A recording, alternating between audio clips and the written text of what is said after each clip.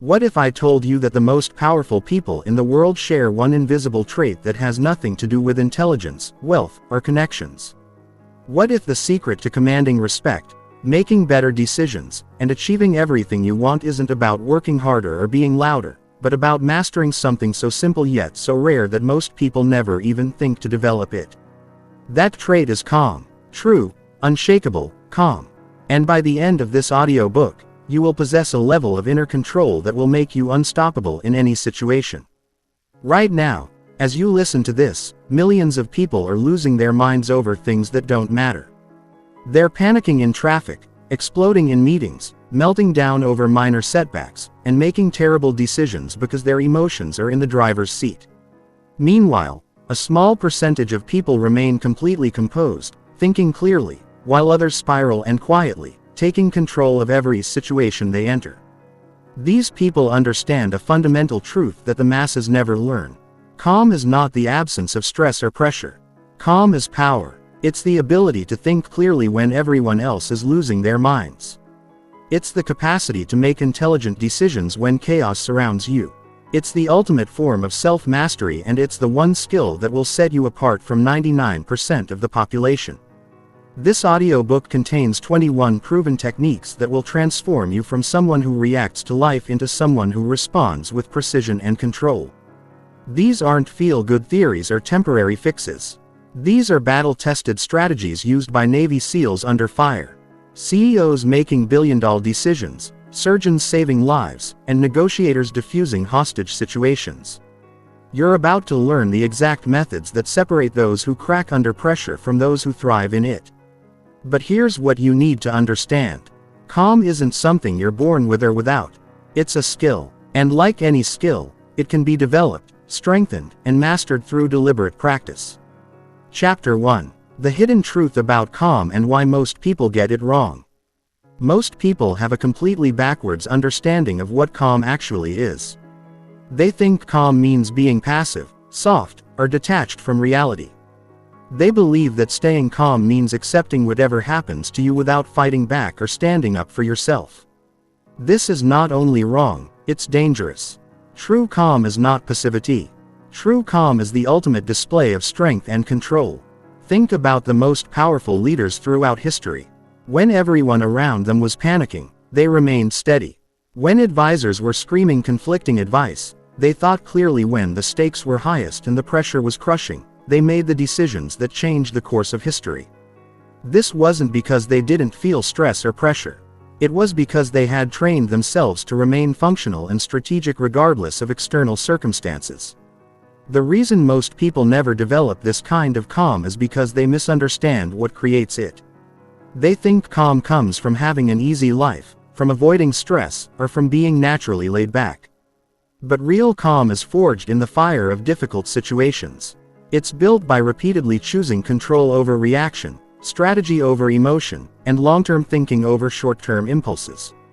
The calmest people you'll ever meet are often those who have faced the most intense situations and learned to master their internal state regardless of what's happening around them.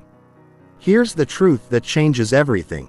Your external circumstances don't determine your internal state. Your internal state determines how you respond to external circumstances. And your response determines your results. Most people have this exactly backwards. They think the situation makes them calm or stressed, successful or unsuccessful, happy or miserable. But the most successful people understand that they create their own internal experience, and that internal experience shapes everything that follows when you master calm. Several things happen automatically. First, your thinking becomes clearer. Stress and anxiety cloud judgment, but calm creates the mental space for brilliant insights and strategic decisions. Second, other people begin to trust your judgment more. There's something magnetic about a person who remains composed when everyone else is falling apart. Third, you stop making the emotional mistakes that derail most people's progress. You don't send angry emails, make impulsive purchases, or burn bridges in moments of frustration. Fourth, you become incredibly efficient because you're not wasting energy on emotional reactions that don't serve you. But here's what most people don't realize. Developing this level of calm requires you to completely rewire how you think about challenging situations. Instead of seeing stress as something that happens to you, you need to see it as something you can use. Instead of viewing difficult people as problems to avoid, you need to see them as opportunities to practice your skills. Instead of hoping for easy circumstances, you need to welcome the chance to prove that nothing can shake you. This shift in perspective is the foundation of everything else you'll learn. The journey to mastering calm begins with understanding that every situation is neutral until you decide what it means. The same event can destroy one person and strengthen another depending entirely on how they choose to interpret and respond to it. Your goal is not to avoid challenging situations. Your goal is to become someone who handles any situation with grace, intelligence, and unwavering composure. Chapter 2: The Instant Reset Technique and the Power Pause Method. The first technique you must master is what I call the instant reset.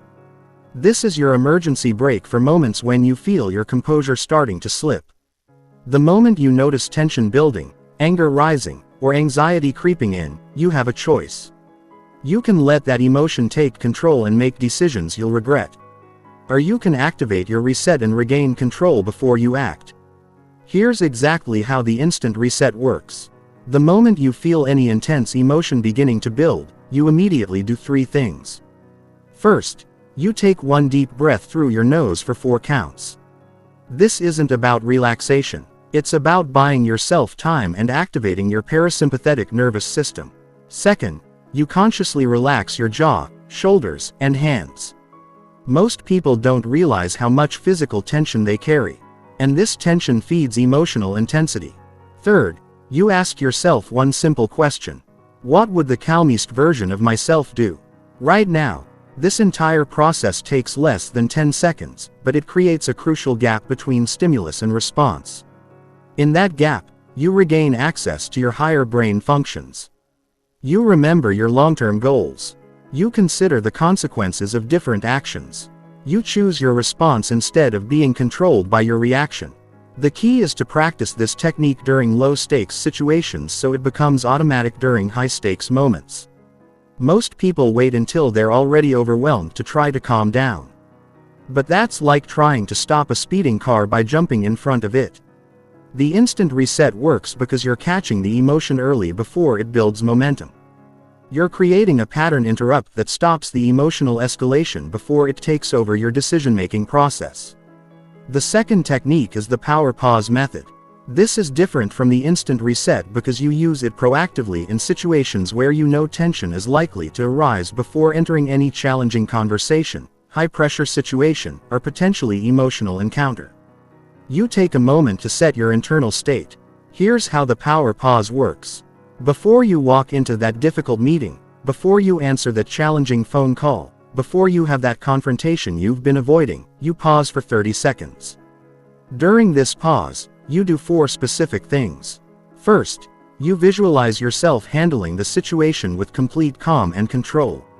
You see yourself responding thoughtfully rather than reacting emotionally. Second, you remind yourself of your ultimate goal for this interaction. What do you actually want to achieve? Third, you consciously adopt the physiology of calm. You stand tall, breathe deeply, and relax your facial muscles. Fourth, you choose your identity for this interaction. Are you going to be the person who gets defensive and emotional, or are you going to be the person who remains strategic and composed? The power pause method is incredibly effective because it programs your nervous system for the interaction before it begins.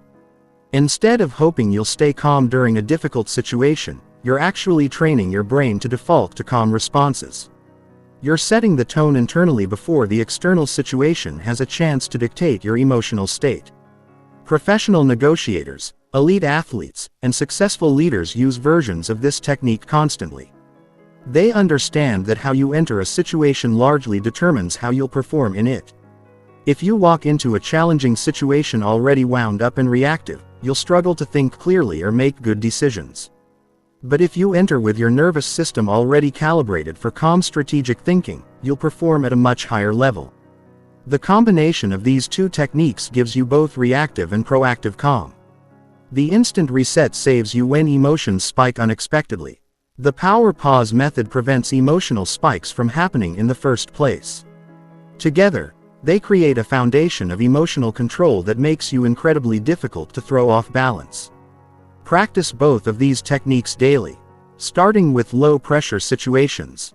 Use the instant reset when you're stuck in traffic, when someone cuts in line, or when technology isn't working properly. Use the power pause method before phone calls, meetings, or any interaction that could become tense. The more you practice during calm moments, the more automatically these techniques will activate during stressful ones. Chapter 3: The Perspective Shift Strategy and the Emotional Labeling Technique. The third technique is the perspective shift strategy, and it's one of the most powerful tools for maintaining calm because it changes how you interpret situations at the deepest level. Most people lose their composure not because of what's actually happening but because of what they think the situation means about them, their future or their worth. The perspective shift strategy teaches you to question your initial interpretation and choose a more empowering way to view the situation. Here's how it works. When something happens that typically would upset you, instead of immediately reacting to your first interpretation, you ask yourself 3 specific questions. First, how could this situation actually be helping me in some way I don't see yet? This question forces your brain to look for benefits and opportunities instead of focusing only on problems. Second, what would someone I deeply respect think about this situation? This question helps you step outside your emotional reaction and consider wiser perspectives. Third, how will this matter in 5 years? This question puts the situation in proper context and prevents you from overreacting to temporary challenges. Let me give you an example of how this works in practice. Imagine your boss criticizes your work in front of the entire team. Your initial interpretation might be that this is humiliating, unfair, and a sign that your job is in jeopardy.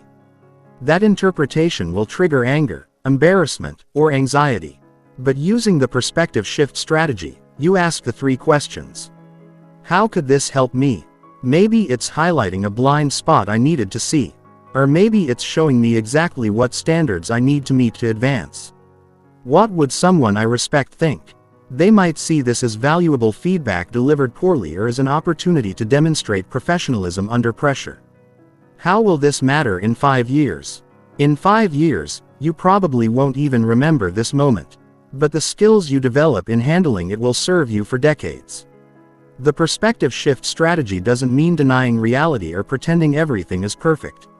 It means choosing to focus on the aspects of the situation that empower you rather than the aspects that drain your energy.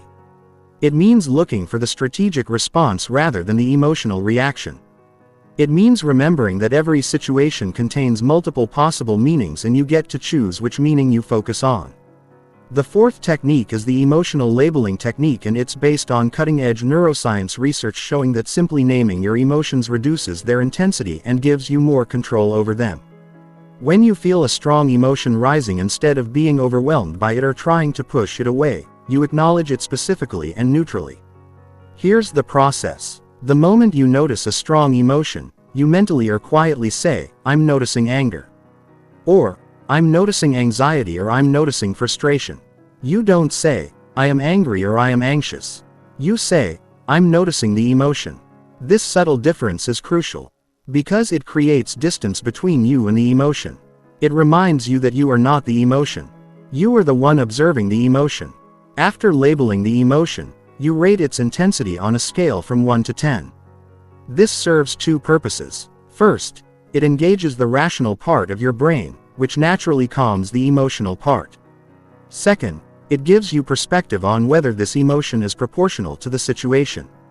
Often, you'll realize that what felt overwhelming is actually only a 4 or 5 out of 10, which makes it much more manageable. The final step is to ask yourself, what is this emotion trying to tell me? Emotions aren't random. They're information. Anger often signals that a boundary has been crossed or that something important to you is being threatened. Anxiety often signals that you need to prepare for something or that you're facing uncertainty. Fear often signals potential danger or that you're stepping outside your comfort zone in a way that requires caution. Instead of seeing emotions as problems to eliminate, you start seeing them as data to consider. The emotional labeling technique is powerful because it transforms your relationship with emotions from victimhood to partnership. Instead of being controlled by emotions, you're gathering information from them. Instead of fighting emotions or being overwhelmed by them, you're acknowledging them and then deciding how to respond strategically. Professional therapists, hostage negotiators, and high-performance coaches all use variations of emotional labeling because it's so effective at creating calm in intense situations. When you can name what you're feeling and understand why you're feeling it, the emotion loses its power to control your behavior. You maintain access to your strategic thinking even in emotional situations. Combine the perspective shift strategy with the emotional labeling technique and you have a powerful system for maintaining calm regardless of what's happening around you. You're simultaneously reframing situations in empowering ways and managing your emotional responses with precision. This combination makes you nearly unshakable because you're addressing both the mental and emotional aspects of staying calm under pressure. Chapter 4. The Breathing Control Method and the Physical Grounding Technique. The fifth technique is the breathing control method, and it's the fastest way to shift your nervous system from stress to calm in real time. Most people breathe incorrectly their entire lives, especially during stressful situations, which actually amplifies anxiety and reduces mental clarity. When you master conscious breathing, you gain direct control over your stress response and can calm yourself within minutes, regardless of external circumstances. Here's the specific breathing pattern that activates your body's natural relaxation response. It's called the 478 technique, and it's based on ancient practices that have been validated by modern neuroscience. You inhale through your nose for a count of 4, hold your breath for a count of 7, then exhale through your mouth for a count of 8. You repeat this cycle 4 times. The exhale being longer than the inhale is crucial because it activates your parasympathetic nervous system, which is responsible for the rest and digest response that counteracts stress. But here's what most people get wrong about breathing techniques. They only use them when they're already stressed. Professional performers use breathing proactively.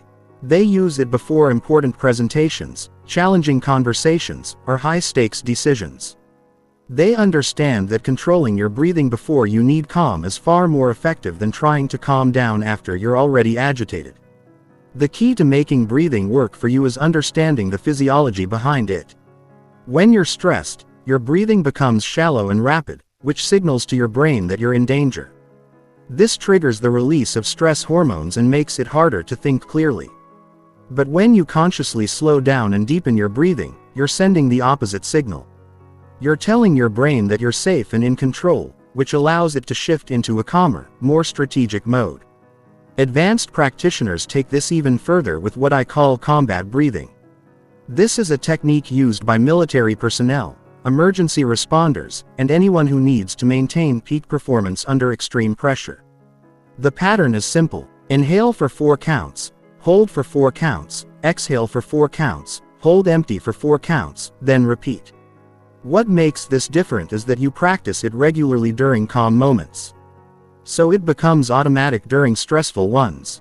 The sixth technique is the physical grounding technique, which uses your body to anchor your mind in the present moment and prevent anxiety or overwhelm from spiraling out of control. When your mind starts racing with worst-case scenarios or your emotions become intense, grounding brings you back to immediate physical reality where you can think clearly and make good decisions. The most effective grounding technique is the 5, 4, 3, 2, 1 method. You identify 5 things you can see, 4 things you can touch, 3 things you can hear, 2 things you can smell, and 1 thing you can taste. This forces your attention away from internal anxiety and onto immediate sensory experience. It's impossible to be completely lost in emotional overwhelm while you're actively engaging your senses with the present environment. But physical grounding goes beyond just sensory awareness. It also includes what I call power positioning. Your physical posture directly affects your mental state. When you stand tall, pull your shoulders back and breathe deeply. You're not just looking confident, you're actually changing your brain chemistry. This posture increases testosterone and decreases cortisol, making you feel more powerful and less stressed. Conversely, when you slouch, hunch your shoulders, or make yourself small, you increase stress hormones and decrease confidence hormones. Here's how to use power positioning strategically. Before any challenging situation, take 2 minutes to stand in a posture of confidence. Plant your feet firmly on the ground. Straighten your spine. Pull your shoulders back and lift your chin slightly.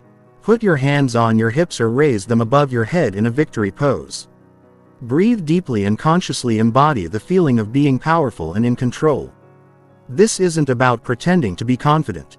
It's about using your body to create the brain chemistry that supports genuine confidence. The physical grounding technique also includes progressive muscle relaxation, which helps you release physical tension that feeds emotional intensity. Starting with your toes, you consciously tense each muscle group for 5 seconds. Then release and notice the contrast. You work your way up through your legs, torso, arms, and face. This process accomplishes 2 things. It makes you aware of how much tension you're carrying, and it teaches you how to consciously release that tension.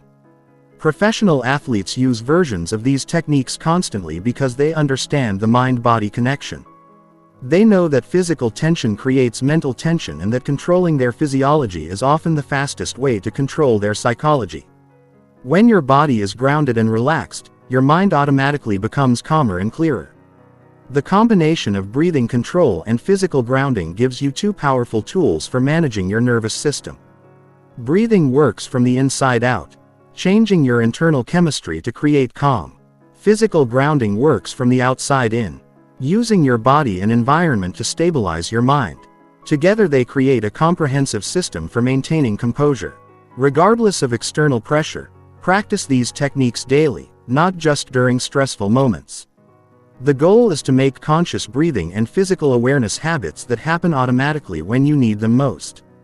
When you can control your breath and your body, you can control your response to any situation.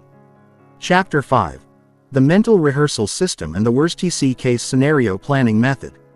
The 7th technique is the mental rehearsal system, which is how you program your mind for calm responses before challenging situations occur. Elite performers in every field use mental rehearsal because they understand a fundamental truth. Your brain doesn't distinguish between vividly imagined experiences and real ones. When you repeatedly visualize yourself handling difficult situations with calm and control, you're literally training your nervous system to default to those responses when the real situations arise. Here's how to implement the mental rehearsal system effectively. First, identify the types of situations that typically challenge your calm. These might include confrontational meetings, public speaking, receiving criticism, dealing with aggressive people, or handling unexpected crises. For each type of situation, you create a detailed mental rehearsal where you see yourself responding perfectly. The key to effective mental rehearsal is specificity and sensory detail. Don't just imagine yourself staying calm in general terms. Create a specific scenario and walk through it step by step. See the environment clearly. Hear the sounds and voices. Feel your body remaining relaxed and grounded. Watch yourself breathing deeply, speaking thoughtfully, and making strategic decisions. See other people's reactions to your calm, confident presence. Experience the feeling of being completely in control regardless of external pressure.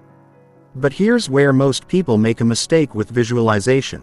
They only imagine perfect scenarios where everything goes smoothly. Professional mental rehearsal includes obstacles and setbacks. You imagine the difficult person becoming even more aggressive and you see yourself remaining calm. You visualize unexpected complications arising and you watch yourself adapting smoothly. You rehearse the most challenging variations of the situation so that when the real thing happens, you're prepared for anything. The mental rehearsal system works because of neuroplasticity, your brain's ability to rewire itself based on repeated patterns. Every time you vividly imagine yourself handling a situation with calm and skill, you're strengthening the neural pathways that support those behaviors. You're making calm responses more likely and emotional reactions less likely. You're programming yourself for success before the situation even occurs.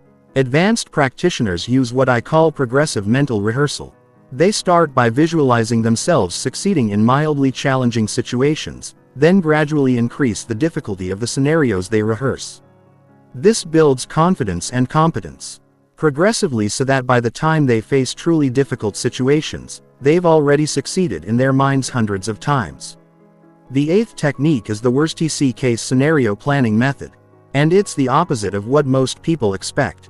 Instead of avoiding thoughts about what could go wrong, you deliberately think through worst-case scenarios in a structured, strategic way.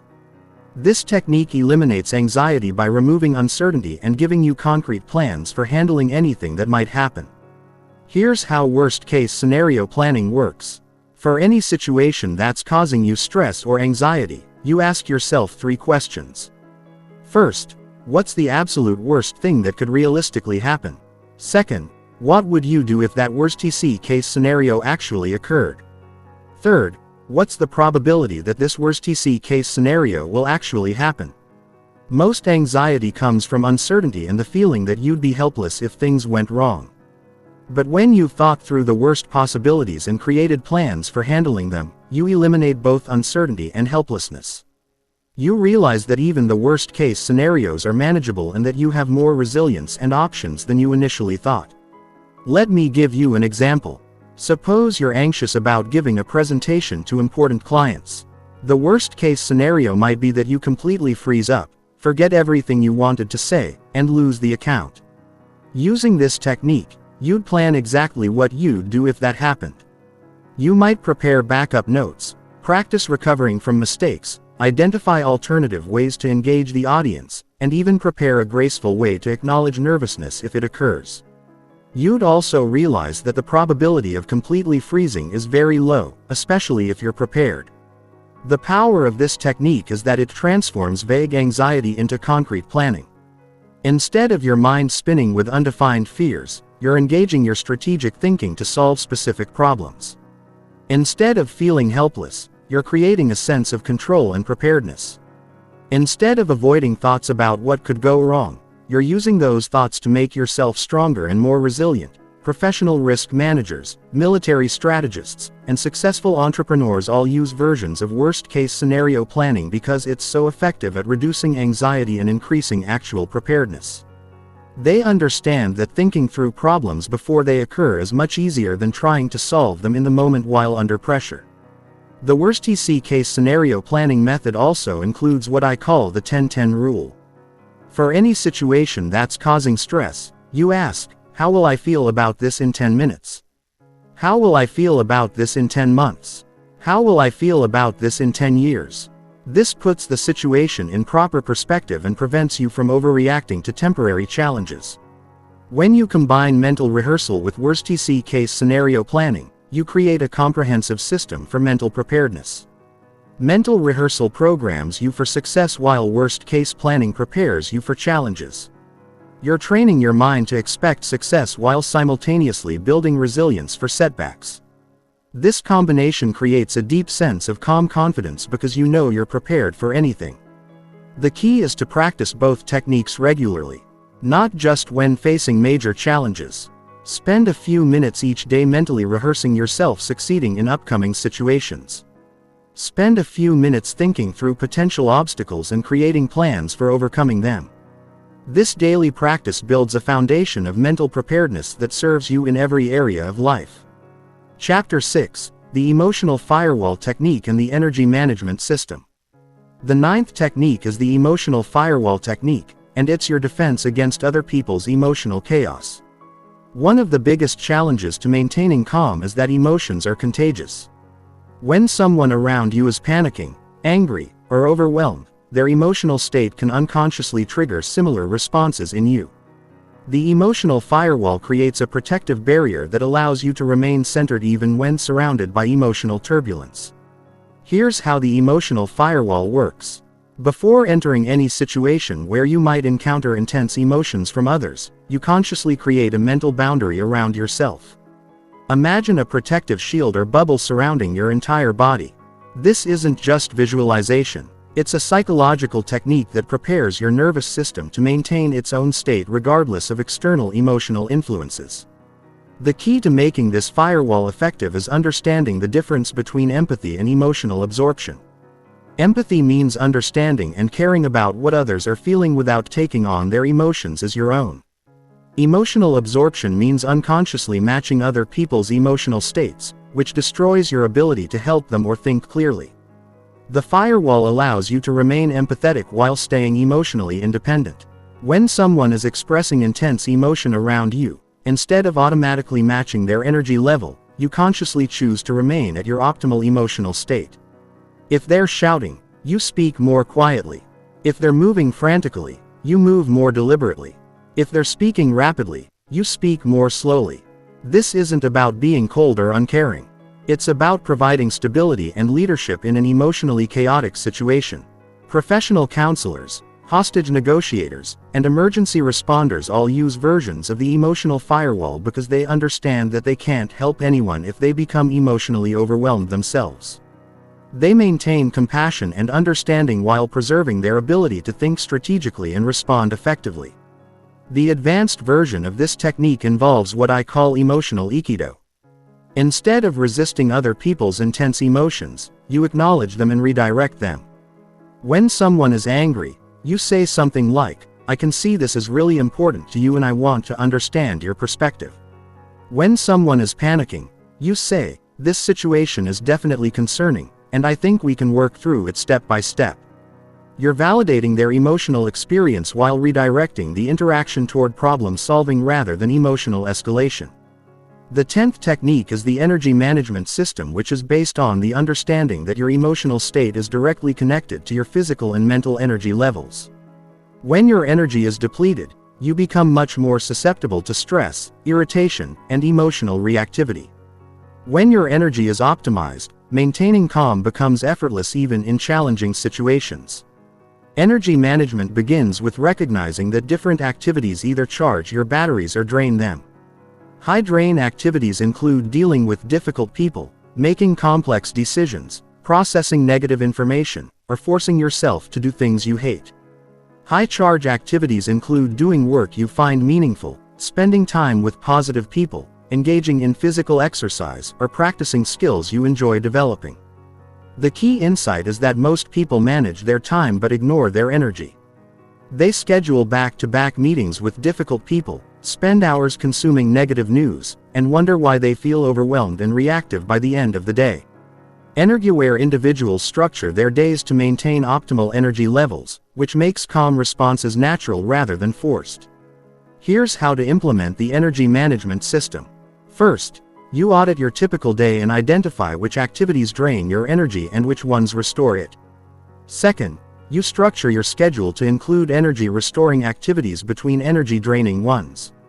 If you have a difficult meeting, you schedule time afterward for something that recharges you. Third, you protect your peak energy hours for your most important and challenging tasks when your natural calm and focus are strongest. The energy management system also includes what I call energy boundaries. These are limits you set to protect your mental and emotional resources. You might limit how much news you consume, how long you spend on social media, or how much time you spend with people who consistently drain your energy. This isn't about avoiding reality. It's about managing your inputs so you have the resources needed to handle challenges effectively. Physical energy management is equally important. Regular exercise doesn't just improve your health. It increases your stress tolerance and emotional resilience. Proper nutrition provides stable energy rather than the spikes and crashes that make emotional control difficult. Adequate sleep ensures that your brain has the resources needed for self-regulation and strategic thinking. Advanced energy management includes understanding your natural rhythms. Most people have predictable patterns of when they feel most alert, creative, or social. By aligning your most challenging tasks with your natural high-energy periods and your routine tasks with your natural low-energy periods, you can maintain optimal performance with less effort. The combination of the emotional firewall and energy management system creates a comprehensive defense against emotional overwhelm. The firewall protects you from other people's chaotic emotional states, while energy management ensures you have the internal resources needed to maintain calm consistently. Together, they make you nearly immune to the emotional turbulence that destroys most people's composure and decision-making ability. Chapter 7: The Verbal De-Escalation Method and the Strategic Silence Technique. The 11th technique is the verbal de-escalation method, which gives you the power to calm down aggressive or hostile people while maintaining your own composure. This is one of the most valuable skills you can develop because it allows you to transform potentially explosive situations into productive conversations. Instead of avoiding difficult people or getting drawn into conflicts, you become someone who can diffuse tension and guide interactions toward positive outcomes. The foundation of verbal de-escalation is understanding what drives aggressive behavior. Most aggression comes from fear, frustration, or feeling unheard and unimportant. When someone is attacking you verbally, they're usually not really attacking you personally. They're expressing their own emotional distress in the only way they know how. This understanding allows you to respond to their underlying need. Rather than reacting to their aggressive behavior, here's the specific verbal de-escalation process. First, you lower your voice. Rather than matching their volume, loud voices trigger fight-or-flight responses and escalate conflict. Quiet voices force people to calm down slightly in order to hear you. Second, you slow down your speech pattern. Rapid speech conveys anxiety and urgency while slower speech conveys confidence and control. Third, you acknowledge their emotion without agreeing with their behavior. You might say, "I can see you're really frustrated about this."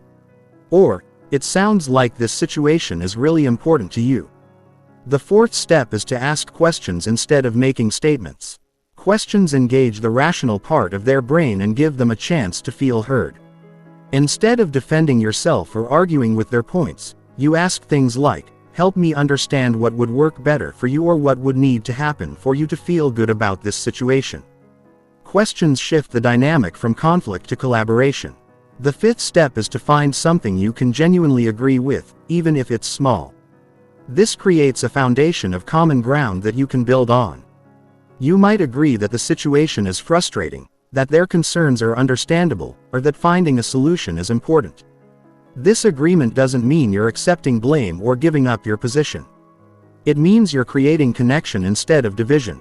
Professional mediators and customer service experts use these techniques because they understand that people can't think clearly when they're emotionally activated. By helping someone calm down, you're not just making the interaction more pleasant. You're making it more productive. You're creating conditions where actual problem solving can occur instead of just emotional venting. The advanced version of verbal de-escalation includes what I call the empathy bridge. This is where you explicitly acknowledge the other person's perspective and feelings before presenting your own.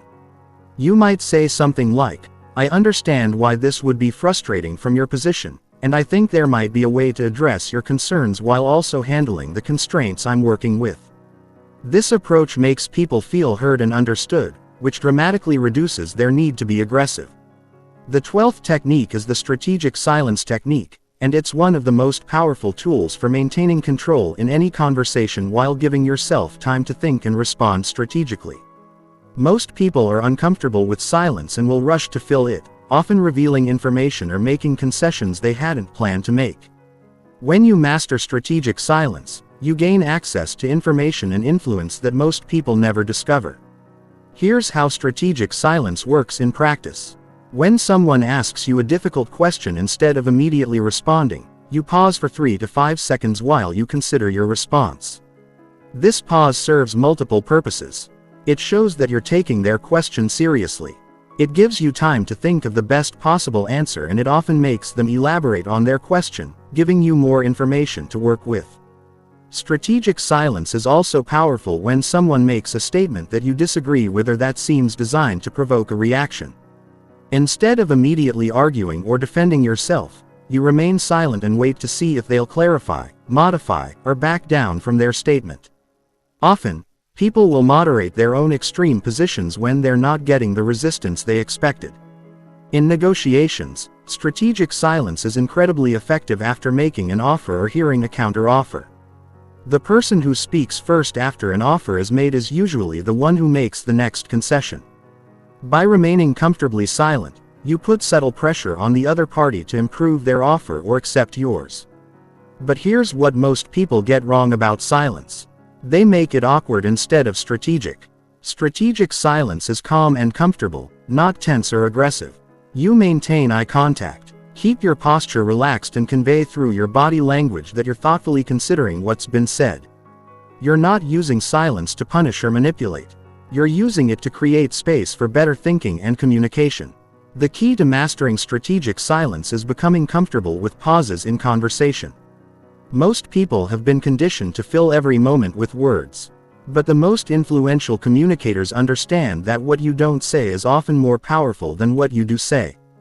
They use silence to create emphasis, to encourage others to reveal more information, and to give themselves time to craft the most effective responses. Advanced practitioners use what I call purposeful pausing throughout their conversations. They pause before answering questions to show they're considering thoughtfully. They pause after making important points to let them sink in. They pause when they sense the other person wants to say more but hasn't finished their thought. These pauses make them appear more thoughtful, more confident, and more in control of the conversation.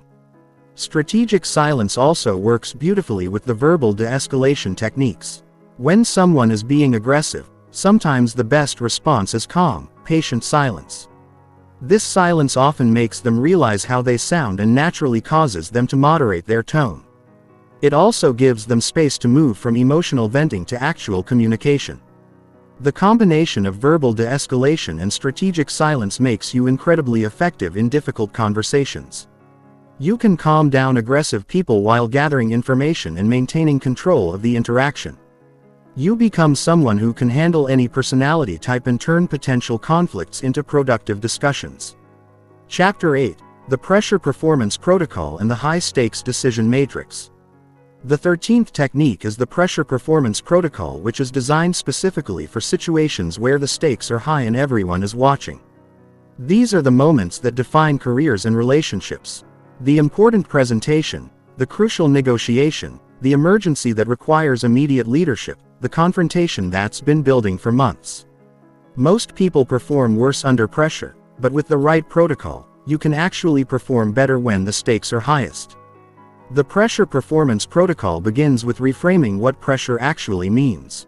Most people see pressure as something negative that makes everything harder. But pressure is actually concentrated importance. The situation matters more, which means your performance has more impact. Instead of seeing pressure as a threat, you learn to see it as an opportunity to demonstrate your capabilities when it counts most. Here's the specific protocol for high-pressure performance. First, you acknowledge the importance of the situation without catastrophizing it. You might think this presentation is important for my career rather than if I mess this up, I'm doomed. This keeps you motivated without triggering overwhelming anxiety. Second, you focus on your preparation rather than worrying about outcomes you can't control. Instead of thinking about whether people will like your ideas, you focus on delivering those ideas clearly and confidently. Instead of worrying about whether you'll get the promotion, you focus on demonstrating the qualities that merit promotion. Third, you use pressure as fuel for heightened focus and energy. When you feel your heart rate increase and your awareness sharpen, instead of interpreting these as signs of panic, you recognize them as signs that your body is preparing for peak performance. You're more alert, more focused, and more capable than usual. Fourth, you slow down your decision-making process slightly under pressure. Most people rush and make careless mistakes. But when you consciously slow down just enough to think clearly while maintaining decisive action, you make better decisions than people who aren't under pressure because your heightened awareness allows you to process more information. The Pressure Performance Protocol also includes what I call the champion's mindset. This is where you consciously adopt the identity of someone who thrives under pressure rather than someone who suffers from it. Champions in every field share a common characteristic. They get excited when the stakes are high because they know that's when they can separate themselves from the competition. Professional athletes, surgeons, and military leaders all use versions of pressure protocols because they understand that pressure situations require different mental strategies than routine situations. They train specifically for high-pressure performance, not just general performance. Advanced pressure performance includes developing what I call clutch confidence. This is the ability to access your best skills and clearest thinking precisely when you need them most. You build clutch confidence by deliberately practicing important skills under artificially created pressure. If you need to give presentations, you practice in front of critical audiences. If you need to make decisions quickly, you practice making decisions with time, constraints, and distractions. The 14th technique is the high-stakes decision matrix, which gives you a systematic way to make excellent decisions even when you're under intense pressure and time constraints. Most people make poor decisions under pressure because they either overthink and become paralyzed or they act impulsively without considering consequences. The decision matrix gives you a middle path that's both fast and thorough. Here's how the high-stakes decision matrix works. When facing any important decision under pressure, you quickly evaluate 4 key factors. First, what are the potential upsides of each option? What's the best thing that could happen if this choice works out well? Second, what are the potential downsides of each option? What's the worst realistic consequence if this choice doesn't work out? Third, what's the probability of success for each option based on your knowledge and experience? Fourth, how reversible is each option? Can you change course if you get new information? This matrix prevents you from making decisions based purely on emotion or limited information. It forces you to consider multiple perspectives quickly while maintaining strategic thinking under pressure. Most importantly, it prevents analysis paralysis by giving you a clear framework for moving forward even with imperfect information. The high-stakes decision matrix also includes what I call the regret minimization framework for any major decision. You ask yourself, which choice will I be least likely to regret in 10 years? This question cuts through short-term fears and focuses your attention on long-term satisfaction and growth. Advanced decision-making under pressure includes developing your intuition through experience and pattern recognition. The more high-pressure decisions you make thoughtfully, the better your unconscious mind becomes at processing complex information quickly. What feels like gut instinct is actually your brain's ability to process patterns and information faster than your conscious mind can analyze them. But here's the key to both pressure performance and high-stakes decision-making. You must practice these skills during low-pressure situations. The middle of a crisis is not the time to learn new techniques. You develop these capabilities during calm periods so they're available when you need them most. Professional emergency responders understand this principle completely. They drill extensively during routine times so that their best responses become automatic during emergencies. They don't hope they'll perform well under pressure. They ensure it through systematic preparation. The combination of the pressure performance protocol and the high-stakes decision matrix makes you someone who actually gets better when things get harder. While others are cracking under pressure and making poor decisions, you're accessing your highest capabilities and making choices that serve you well long after the immediate pressure has passed. Chapter 9: The Cognitive Restructuring Method and the Emotional Iocido System. The 15th technique is the cognitive restructuring method, which teaches you to identify and change the thinking patterns that create unnecessary stress and emotional reactivity. Most people don't realize that their emotional reactions are largely determined by their interpretation of events rather than the events themselves. Two people can experience the same situation and have completely different emotional responses based entirely on how they think about what happened. Cognitive restructuring begins with recognizing what psychologists call cognitive distortions. These are systematic thinking errors that make situations seem worse than they actually are and trigger unnecessary emotional distress. The most common cognitive distortions include all or no thinking, where you see situations in absolute terms without recognizing middle ground. Catastrophizing, where you immediately jump to worst-case scenarios. Mindreading, where you assume you know what others are thinking. And personalization, where you take responsibility for things that aren't actually your fault. Here's how to implement cognitive restructuring in real time. When you notice yourself having a strong emotional reaction to something, you pause and ask yourself 3 questions. First, what exactly am I thinking about this situation? You identify the specific thoughts that are creating your emotional response. Second, is this thought accurate and helpful? You examine whether your interpretation is based on facts or assumptions and whether this way of thinking serves you. Third, what's a more accurate and empowering way to think about this? Let me give you a specific example. Suppose your boss doesn't respond to an important email you sent 2 days ago. Your initial thought might be, he's ignoring me because he's not happy with my work and I'm probably going to get fired. This thought will trigger anxiety and stress. Using cognitive restructuring, you recognize this as mind readating and catastrophizing. A more accurate thought might be, he's probably busy with other priorities, and I can follow up politely to make sure he received it. This interpretation creates calm action rather than anxious worry. The power of cognitive restructuring is that it addresses stress and emotional reactivity at their source. Instead of trying to calm down after you're already upset, you're preventing the upset from occurring in the first place by thinking more accurately about situations. You're training your mind to interpret events in ways that serve your goals rather than creating unnecessary drama and distress. Advanced cognitive restructuring includes what I call the evidence examination technique.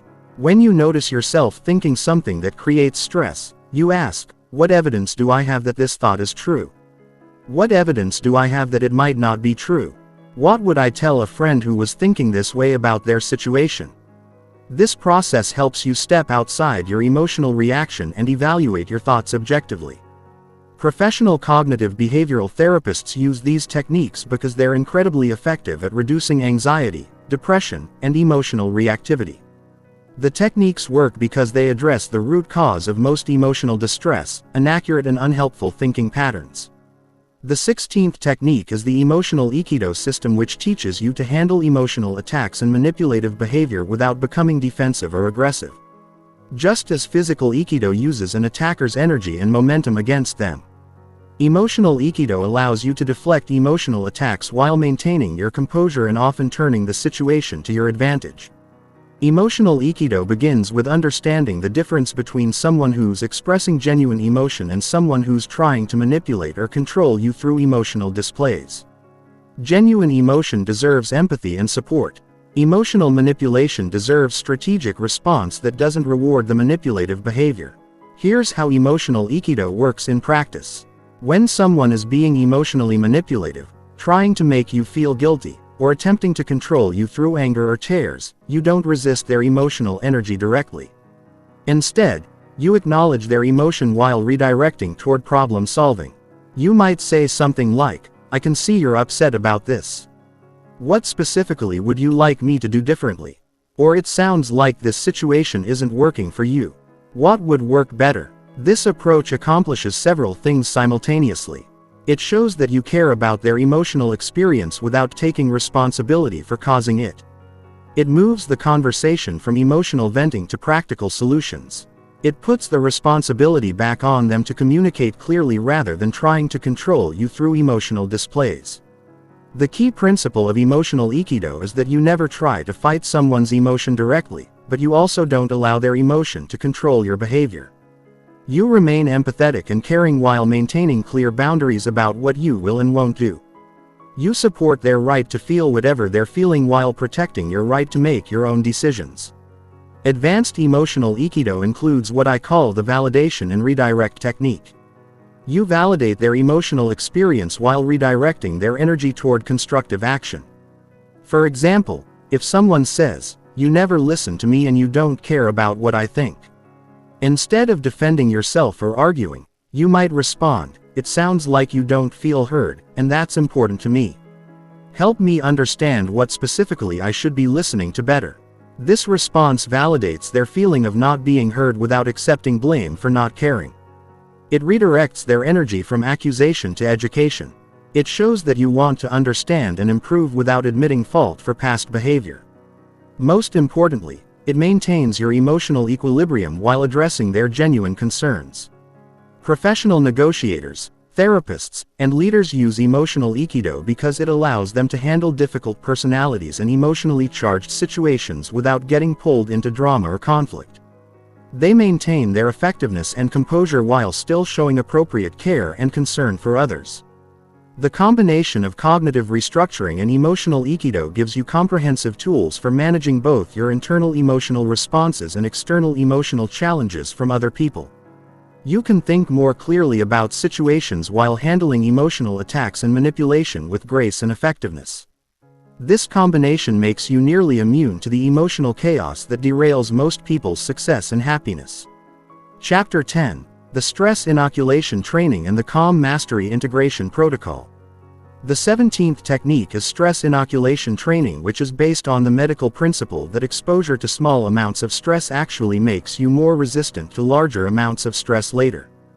Just as vaccines work by exposing your immune system to weakened versions of diseases, stress inoculation works by deliberately exposing yourself to manageable levels of stress. So you build resilience for more challenging situations. Most people try to avoid stress completely, which actually makes them more vulnerable when unavoidable stress occurs. They live in comfort zones and then feel overwhelmed when life inevitably presents challenges. Stress inoculation training takes the opposite approach. You systematically expose yourself to controlled stress so that real-world stress feels manageable by comparison. Here's how to implement stress inoculation training safely and effectively. You identify situations that cause you mild to moderate stress. Then deliberately seek out those situations while practicing your calm techniques. If public speaking makes you nervous, you volunteer for more speaking opportunities. If confrontation makes you uncomfortable, you practice having difficult conversations. If time pressure stresses you out, you create artificial deadlines for yourself. The key is to gradually increase the intensity of stress exposure while maintaining your ability to stay calm and think clearly. You start with situations that feel manageable and work your way up to more challenging scenarios. This builds confidence and competence progressively so that when you face genuinely difficult situations they feel familiar rather than overwhelming. Stress inoculation training also includes what I call adversity simulation. This is where you deliberately create challenging conditions to practice your skills. Military units train in harsh weather, difficult terrain, and sleep-deprived conditions so that actual combat feels manageable. Business leaders practice making decisions with incomplete information and time constraints so that real crises don't overwhelm them. You can apply this principle by practicing your important skills under artificially challenging conditions. If you need to give presentations, practice while distracted or interrupted. If you need to make decisions under pressure, practice making choices with artificial time limits. If you need to handle difficult people, role-play conversations with someone who's being deliberately challenging. Professional performers in every field use stress inoculation because they understand that you can't develop stress tolerance without actually experiencing stress. Athletes train harder than they'll ever need to compete. Musicians practice their most difficult pieces until they become automatic. Surgeons practice procedures until they can perform them under the most challenging conditions. The advanced version of stress inoculation training includes developing what I call stress curiosity. Instead of dreading challenging situations, you become genuinely curious about how you'll handle them. You start seeing stress as information about what you need to develop further and as opportunities to demonstrate your growing capabilities. The 18th technique is the Calm Mastery Integration Protocol, which teaches you how to weave all these calm techniques into a comprehensive system that works automatically in your daily life. Having individual techniques is valuable, but true mastery comes when these techniques become integrated patterns of thinking and responding that happen naturally without conscious effort. The integration protocol begins with what I call the calm assessment. You honestly evaluate which types of situations still challenge your composure and which calm techniques work best for you in different contexts. Some techniques will feel natural and effective immediately while others will require more practice to become automatic. The goal is to create a personalized system that matches your specific needs and challenges. Here's how to structure your integration protocol. First, you identify your 3 most common calm challenges. These might be dealing with criticism, handling unexpected problems, managing time pressure, or interacting with difficult personalities. Second, you select the 3 techniques that are most effective for each challenge.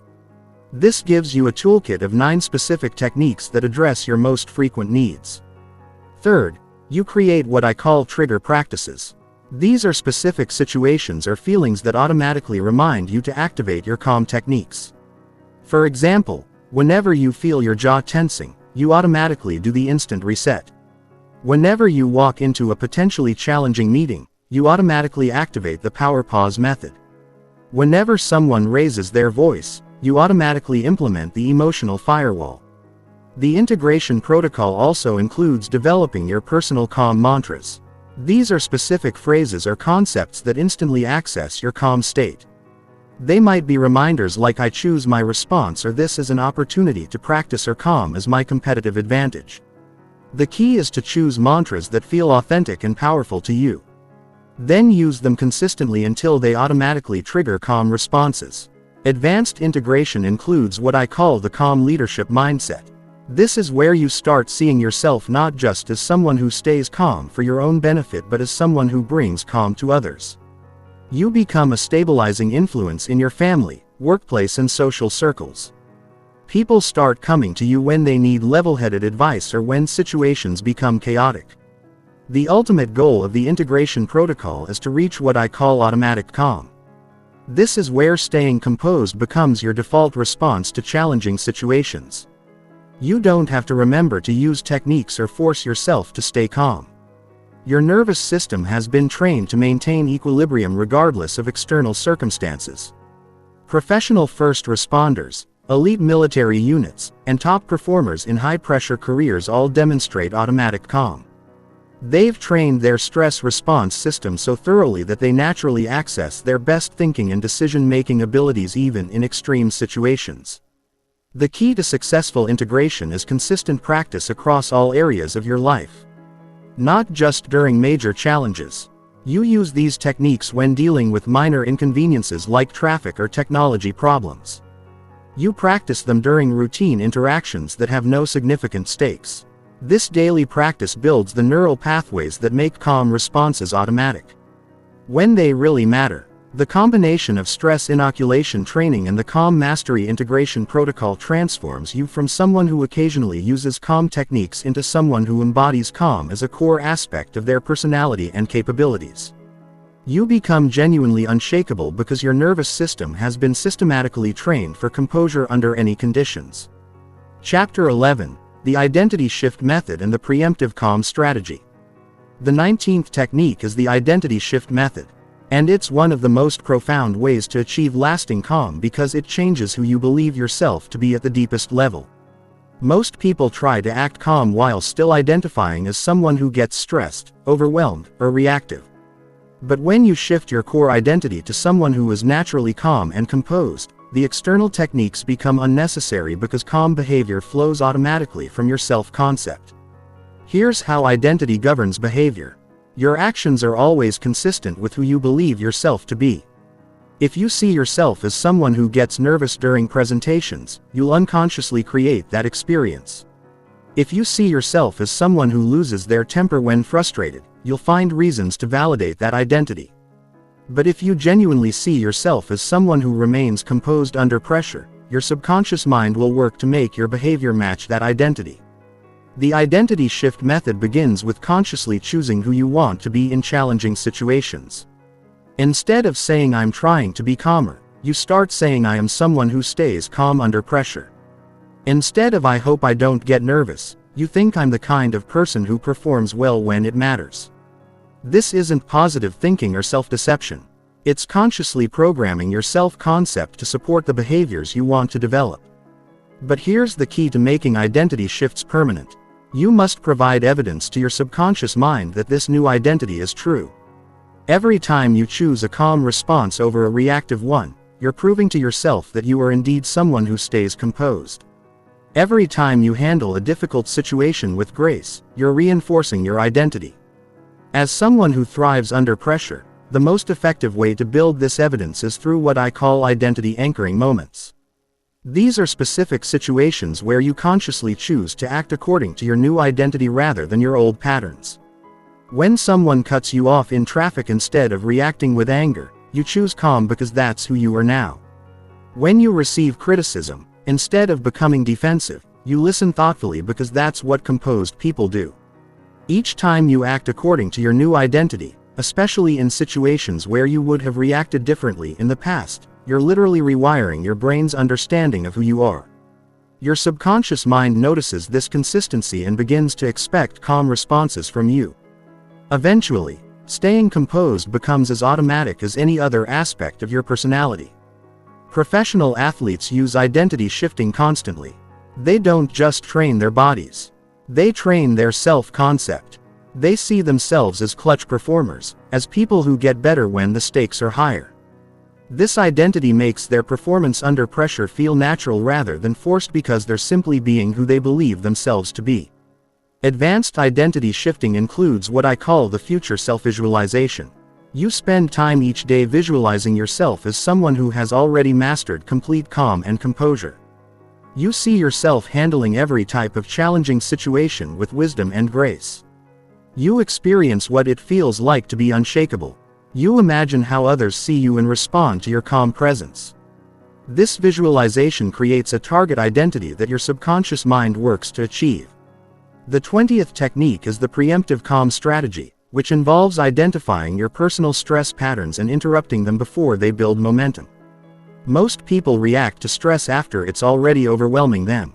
But the preemptive calm strategy teaches you to recognize the early warning signs of stress buildup and intervene before you lose your composure.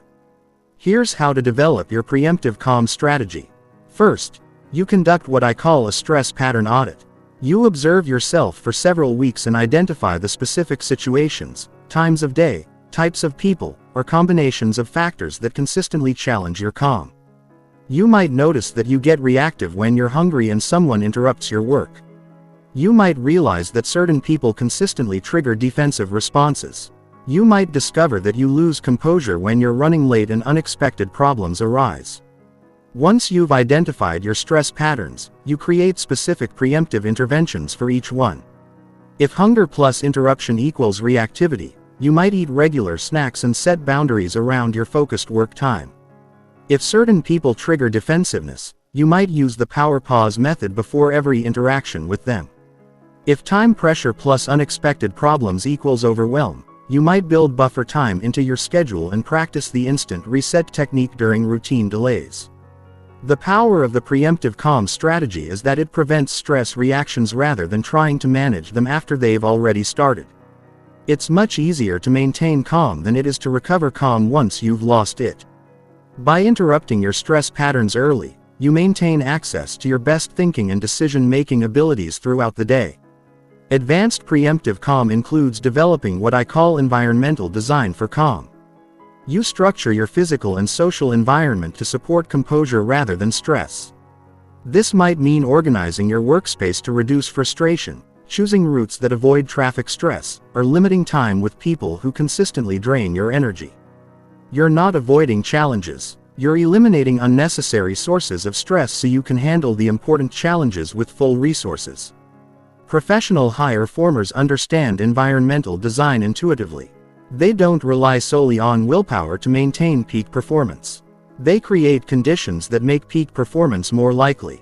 They understand that small environmental factors can have large cumulative effects on stress levels and emotional regulation. The preemptive calm strategy also includes what I call stress inoculation scheduling. Instead of letting stress hit you randomly throughout the day, you deliberately schedule challenging tasks during times when your energy and composure are naturally highest. You batch similar stressful activities together so you can handle them efficiently rather than having them scattered throughout your day, creating constant low-level stress. The combination of the identity shift method and the preemptive calm strategy addresses both the internal and external aspects of mastering calm. The identity shift changes how you see yourself, while the preemptive strategy changes how you structure your life to support composure. Together they create a comprehensive system that makes calm your default state rather than something you have to work to maintain. Chapter 12. The Ultimate Mastery Technique and the Calm Leadership Principle. The 21st and final technique is what I call the Ultimate Mastery Technique, and it represents the highest level of calm development. This technique goes beyond managing your own emotional state to actually using your calm presence to improve situations and help other people perform better. When you master this technique, you become a source of stability and wisdom that others naturally turn to during challenging times. The Ultimate Mastery Technique is based on understanding that true calm is not a personal achievement, but a gift you give to everyone around you.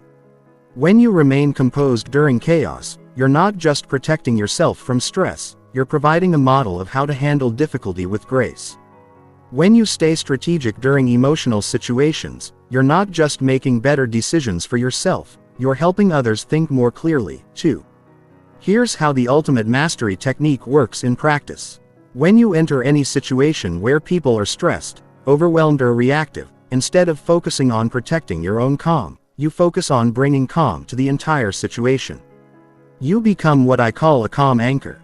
Someone who provides stability that others can orient around. This doesn't mean you take responsibility for other people's emotions or try to fix everyone's problems. It means you maintain such solid composure that your presence naturally elevates the emotional tone of the environment. People unconsciously match the energy of the calm person in the room. So when you embody unshakable calm, you're actually helping everyone else access their better thinking and decision-making abilities. The ultimate mastery technique includes several advanced components. First is what I call calm contagion. Just as anxiety and panic can spread through groups, calm and composure can also spread. But spreading calm requires more intentionality than spreading stress because calm is harder to transmit than chaos. You must embody calm so completely and authentically that it becomes magnetic rather than just noticeable. Second is strategic calm communication. This means that everything you say and do is designed to bring out the best in other people rather than just expressing your own thoughts and feelings. You ask questions that help people think more clearly. You make observations that help people see situations more objectively. You offer perspectives that help people feel more capable and less overwhelmed. Third is what I call pressure absorption.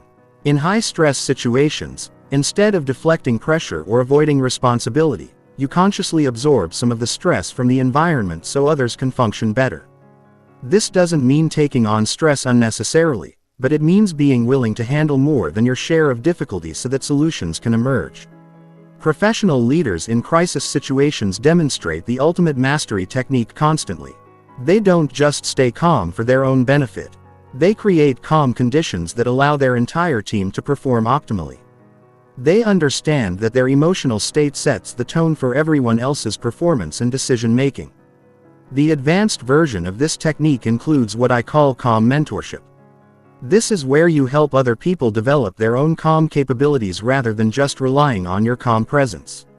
You teach by example, showing others how to handle challenging situations with grace. You ask questions that help people discover their own calm techniques. You create opportunities for others to practice composure in safe environments. But here's what makes this the ultimate mastery technique. It requires you to have so thoroughly developed your own calm that you can maintain it even while helping others develop theirs. You can't give what you don't have. You can't be a source of calm for others. If your own composure is fragile or inconsistent, this technique represents the culmination of all the previous techniques working together automatically.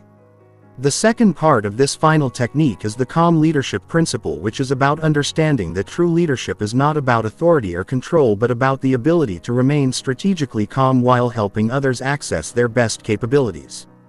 The calmest person in any group naturally becomes the person others look to for guidance regardless of official titles or positions.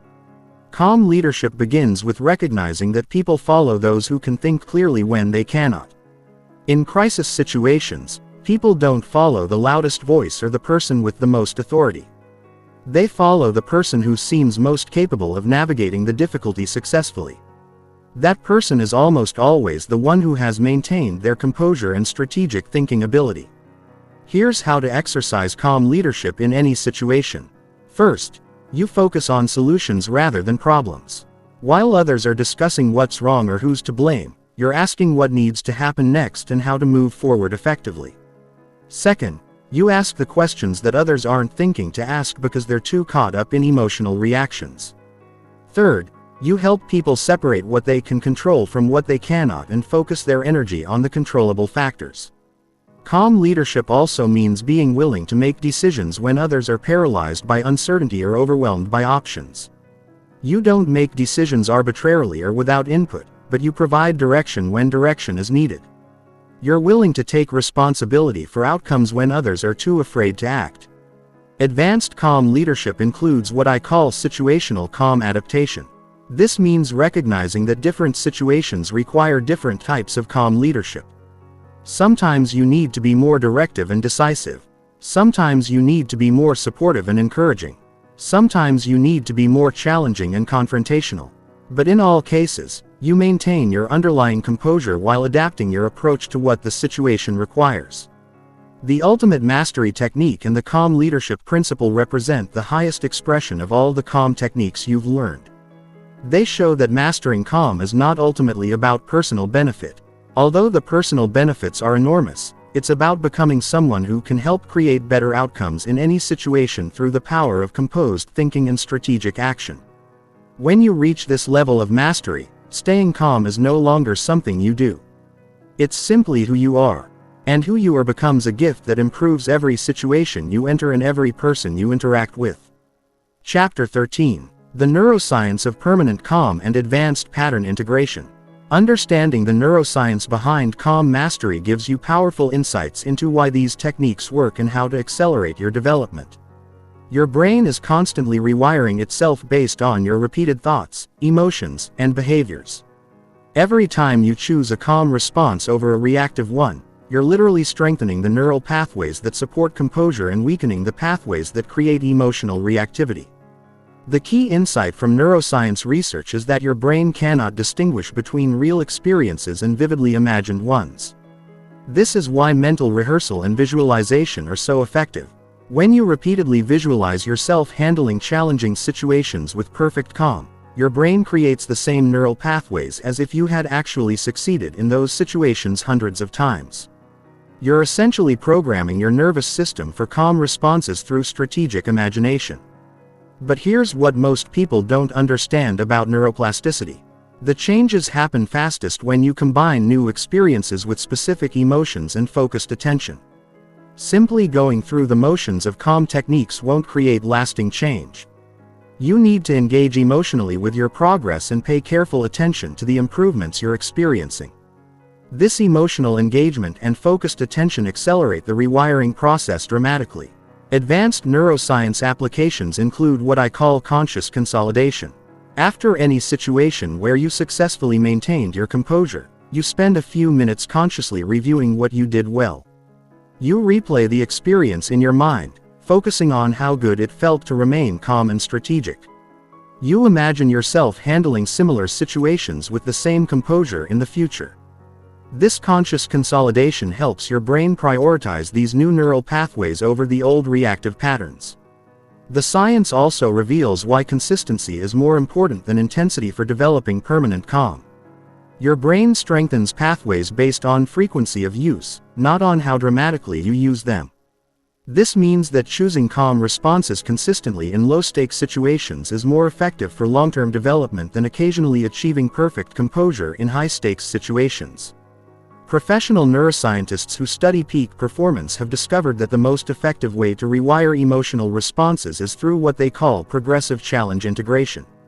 You systematically expose yourself to increasingly challenging situations while maintaining your calm techniques. This builds both confidence and competence progressively, creating robust neural pathways that work under any conditions. The neuroscience research also explains why some calm techniques work better for certain people than others. Everyone's brain is unique based on genetics, experiences, and current neural patterns. The key is to identify which techniques create the strongest positive changes in your nervous system and focus on developing those while gradually expanding your toolkit. Advanced pattern integration takes this understanding and applies it systematically to accelerate your mastery. Instead of practicing techniques randomly or only when you remember, you create specific integration patterns that ensure consistent neural strengthening. Here's how advanced pattern integration works. First, you identify your daily calm anchors. These are specific times each day when you practice calm techniques regardless of whether you're facing any stress. Morning calm preparation, midday composure check-ins, and evening integration reviews create a foundation of neural strengthening that supports you during challenging situations. Second, you develop situational calm triggers. These are specific environmental cues that automatically remind you to activate your calm techniques. When you sit down at your computer, you automatically take 3 deep breaths. When you walk into a meeting room, you automatically activate the power pause method. When your phone rings, you automatically set your calm intention before answering. Third, you create challenge integration sessions. These are deliberate practice periods where you artificially create mild stress while maintaining your calm techniques. You might practice presentations while someone interrupts you or practice decision M while under time pressure.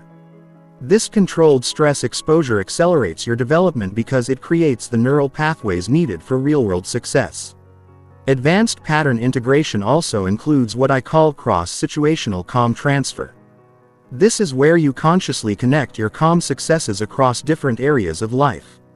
When you successfully stay calm during a work conflict, you remind yourself that this same composure is available during family disagreements. When you maintain composure during a traffic delay, you recognize that this same patience is available during project setbacks. The goal of advanced pattern integration is to create what neuroscientists call generalized calm competence. This means that your calm abilities automatically transfer to new situations without requiring conscious effort or technique selection. Your nervous system has been trained so thoroughly that composure becomes your default response to any form of stress or challenge. Professional development of any skill follows these same neuroscientific principles. Musicians don't just practice songs, they practice scales, techniques, and patterns that transfer to all their musical performance. Athletes don't just practice their sport, they practice fundamental movements and mental skills that enhance all aspects of their athletic performance.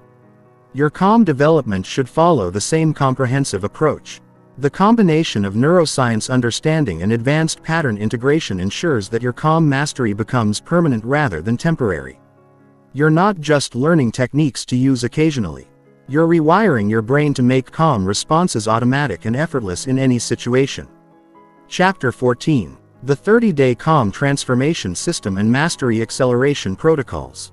The 30-Day Calm Transformation System gives you a specific day-by-day plan for integrating all these techniques into your life and achieving remarkable results in just 1 month. This isn't about becoming perfect in 30 days. It's about establishing the patterns and neural pathways that will continue strengthening for years to come. The system is designed based on how long it takes to create new habits and how to structure practice for maximum effectiveness. Here's how the 30-day system works. The first week focuses on foundation building. You establish the basic techniques that form the foundation of all calm mastery. The instant reset, power pause method, and basic breathing control. You practice these techniques multiple times every day in low-stakes situations. The goal is not perfection, but consistency. You want these foundational techniques to become as automatic as checking your phone or brushing your teeth. During week 1, you also begin the identity shift process by consciously adopting the internal language of someone who is naturally calm. Instead of saying, "I'm trying to be calmer," you start saying, "I am someone who stays composed under pressure." You look for evidence of this new identity by celebrating every small victory where you choose a calm response over a reactive one. The second week focuses on stress pattern interruption. You implement the emotional firewall technique and perspective shift strategy while identifying your personal stress triggers and developing specific interventions for each one. This is where you begin to see dramatic results because you're preventing stress reactions rather than just managing them after they occur. Week 2 also includes the beginning of stress inoculation training. You deliberately seek out mildly challenging situations to practice your techniques. If you typically avoid difficult conversations, you initiate one while using your calm techniques. If you normally get stressed about time pressure, you create artificial deadlines to practice working calmly under pressure. The third week focuses on social calm mastery. You implement the verbal de-escalation method, strategic silence technique and emotional Aikido system in your interactions with others. This is often the most transformative week because you discover that you can remain calm even when other people are being difficult or emotional. You start becoming someone others turn to for stability and wisdom. Week 3 also includes advanced breathing and physical grounding practices. You learn to use your breath and body to maintain composure during increasingly challenging situations. You practice the combat breathing technique before important meetings and use physical grounding during any moment of overwhelm. The fourth week focuses on integration and leadership. You implement the ultimate mastery technique by consciously bringing calm to situations rather than just maintaining your own composure. You practice the high-stakes decision matrix during important choices and use the pressure performance protocol during challenging situations. Week 4 is also when you develop your personal mastery acceleration protocols. These are customized practices based on your specific challenges and the techniques that work best for your nervous system and lifestyle. Not everyone needs the same level of every technique, so you create a personalized system that maximizes your progress with minimum effort. The mastery acceleration protocols include several advanced strategies. First is intensive calm immersion. You choose one day each week to focus entirely on calm practice. During this day, you use every opportunity as a chance to practice your techniques. Traffic becomes a breathing practice opportunity. Difficult people become chances to practice emotional aikido. Time pressure becomes an opportunity to practice the pressure performance protocol. Second is what I call calm mentorship development. You begin teaching these techniques to others, which dramatically accelerates your own mastery.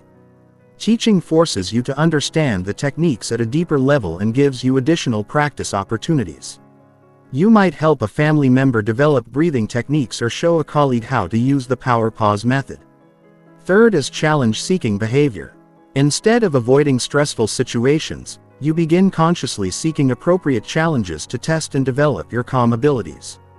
You volunteer for presentations, take on leadership roles in difficult projects, or offer to mediate conflicts between others. This accelerates your development because you're getting more high-quality practice opportunities. Advanced mastery acceleration also includes what I call the calm tracking system. You keep detailed records of your calm successes and areas for improvement. You note which techniques work best in different situations and which types of challenges still require development. This systematic tracking allows you to optimize your practice for maximum results with minimum time investment. The tracking system includes both quantitative and qualitative measurements. Quantitatively, you might rate your average daily calm level from 1 to 10.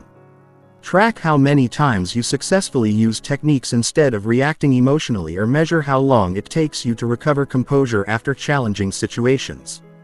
Qualitatively, you note improvements in your relationships, work performance, decision-making quality, and overall life satisfaction. You observe how others respond to your increased composure and leadership. You pay attention to opportunities that arise because people see you as someone who can handle responsibility and pressure. The final component of the mastery acceleration protocols is developing your long-term mastery vision. You create a clear picture of who you want to become. As you continue developing these skills, do you want to become someone who can handle any crisis with grace? Do you want to be a leader others turn to during difficult times? Do you want to be someone who helps create calm and productive environments wherever you go? This long-term vision pulls you forward and motivates consistent practice even when progress seems slow. It helps you see calm mastery not as a temporary project but as a lifelong journey of development that will serve you and others for decades to come. Chapter 15. The Transformation in Your New Life of Unshakable Calm. As you implement these 21 techniques and complete the 30-day transformation system, you will notice changes that go far beyond just feeling calmer. You are literally becoming a different person. Someone who approaches life from a position of strength rather than reactivity. Someone who creates solutions rather than drama. Someone who inspires confidence rather than anxiety in others. The first transformation you'll notice is in your decision-making quality. When you're not driven by emotional reactions, you make choices based on logic, long-term thinking, and strategic considerations. You stop making decisions you later regret because you're no longer deciding while angry, anxious, or overwhelmed. This improvement in decision-making alone will change the trajectory of your career, relationships, and personal development. The second major transformation is in how others perceive and respond to you. People naturally gravitate toward those who remain composed under pressure. They trust the judgment of those who don't panic during crisis. They want to work with, promote, and rely on those who can handle responsibility without becoming overwhelmed. Your increased calm will create opportunities that were never available when you were reactive and stressed. You'll notice that people start coming to you for advice during difficult situations. They'll seek your opinion before making important decisions. They'll want you on their team during challenging projects. This happens because calm is rare, and when people find someone who embodies it authentically, they recognize its value immediately. The third transformation is in your stress, tolerance, and resilience. Situations that once felt overwhelming will seem manageable. Problems that used to keep you awake at night will feel like interesting puzzles to solve. Criticism that once felt devastating will become useful information for improvement. You'll realize that most of what you used to call stress was actually your own emotional reaction to neutral circumstances. This increased resilience creates a positive spiral in your life because you can handle more pressure without breaking down. People give you more responsibilities and opportunities because you make better decisions under pressure. You create better outcomes and more success because you remain strategic during conflicts. You build stronger relationships and resolve problems more effectively. The fourth transformation is in your energy levels and life satisfaction. When you're not wasting energy on emotional reactions, worry, and stress, you have dramatically more resources available for productive activities and enjoyment. You'll find that you have more energy at the end of challenging days because you're not exhausting yourself with reactive emotions. You'll also discover that life becomes more interesting when you're not constantly stressed about it. Problems become puzzles. Conflicts become opportunities to practice your skills. Challenges become chances to demonstrate your capabilities. This shift in perspective makes difficult experiences far more manageable and sometimes even enjoyable. The fifth transformation is what I call automatic wisdom. After practicing these techniques consistently, you'll find that you naturally respond to situations in ways that your former self would have considered remarkably wise and mature. You won't have to think about staying calm. You'll just naturally choose strategic responses over emotional reactions. This automatic wisdom means that you become someone who consistently makes good choices even in difficult circumstances. You become someone who can be trusted with important responsibilities because others know you won't crack under pressure. You become someone who creates positive outcomes even in negative situations because you maintain access to your best thinking regardless of external circumstances. But perhaps the most profound transformation is what I call calm confidence. This isn't confidence based on hoping that everything will go well. It's confidence based on knowing that you can handle whatever happens. You're not afraid of challenges because you know you have the skills to navigate them successfully. You're not afraid of failure because you know you can learn from it and adapt. This type of confidence is unshakable because it's not dependent on external circumstances. It doesn't matter if the economy crashes, if your industry changes, if relationships end, or if unexpected problems arise. You know that your ability to think clearly and respond strategically will serve you regardless of what life presents. The calm confidence that comes from mastering these techniques also includes what I call fearless authenticity. When you're not reactive and defensive, you can be genuinely yourself in all situations. You don't need to pretend to be someone else to gain approval because you're not desperately seeking approval in the first place. You can express your true thoughts and feelings because you're not afraid of how others might react. This authenticity combined with your calm presence makes you incredibly magnetic. People are drawn to those who are genuinely comfortable in their own skin and who don't need constant validation or reassurance.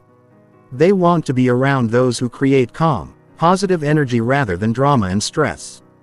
As you continue developing these skills beyond the initial 30 days, you'll find that your calm mastery becomes a foundation for achieving any other goal you set. Whether you want to advance in your career, improve your relationships, develop new skills, or create positive changes in the world, your ability to remain composed and strategic gives you enormous advantages in all these areas. The person you become through mastering calm is someone who creates value wherever you go. You solve problems that stress out others. You provide stability during uncertainty. You make wise decisions when others are paralyzed by indecision. You inspire confidence when others are overwhelmed by doubt. This is not just a personal achievement. It's a contribution to everyone whose life you touch. Let me paint a specific picture of what your life looks like 1 year from now after implementing these techniques consistently. In your career, you're the person everyone wants on their team during challenging projects. When crises arise, instead of panicking like your colleagues, you're asking the right questions and identifying solutions. Your boss notices that you handle criticism constructively rather than defensively. So, you're given more responsibilities and opportunities for advancement. Clients specifically request to work with you because they feel confident and reassured in your presence. In your relationships, you've become someone people can depend on for emotional stability. When your family faces difficulties, you're the one who helps everyone stay focused on solutions rather than getting lost in drama. Your children learn emotional regulation by watching your example. Your romantic relationships deepen because you can discuss difficult topics without becoming reactive or defensive. Friends seek your advice because they know you'll listen without judgment and offer perspective without being preachy. 5 years from now, the compound effect of your calm mastery has created opportunities you couldn't have imagined. You've likely advanced in your career beyond what would have been possible with your old reactive patterns. You've built stronger relationships because people trust your emotional stability. You've made better financial decisions because you weren't driven by fear or greed. You've maintained better health because you weren't constantly stressed and making poor choices when overwhelmed. 10 years from now, you'll look back and realize that mastering calm wasn't just about feeling better in the moment. It was about becoming someone capable of handling whatever life presents. The teenager who learns these techniques avoids years of unnecessary drama and poor decisions. The professional who masters calm advances faster and builds stronger networks. The parent who embodies composure raises more confident, resilient children. The leader who maintains perspective during crisis creates better outcomes for everyone they influence. But here's what makes this transformation even more powerful. You're joining an incredibly small percentage of the population who have developed this level of emotional mastery. Most people will spend their entire lives being controlled by their emotional reactions. They'll make poor decisions when angry, miss opportunities when anxious, and damage relationships when overwhelmed. They'll wonder why successful people seem to have such good judgment, and why some individuals seem naturally suited for leadership and responsibility. You'll know the secret. It's not that successful people don't face stress or challenges. It's that they've trained themselves to remain strategically calm regardless of external circumstances. They've developed the ability to think clearly when others cannot. They've learned to see opportunities where others see only problems. They've mastered the art of choosing their responses rather than being controlled by their reactions. This calm mastery becomes your ultimate competitive advantage in every area of life. In business, while others are making emotional decisions that they later regret, you're making strategic choices based on clear thinking.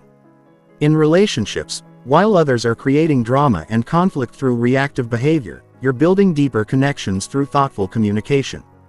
In parenting, while others are raising children who learn to be reactive and dramatic, you're modeling emotional maturity and resilience. The ripple effect of your transformation extends far beyond your personal life. Your calm presence influences everyone you interact with. Your colleagues become more composed because your energy is contagious. Your family members learn better emotional regulation because they observe your example daily.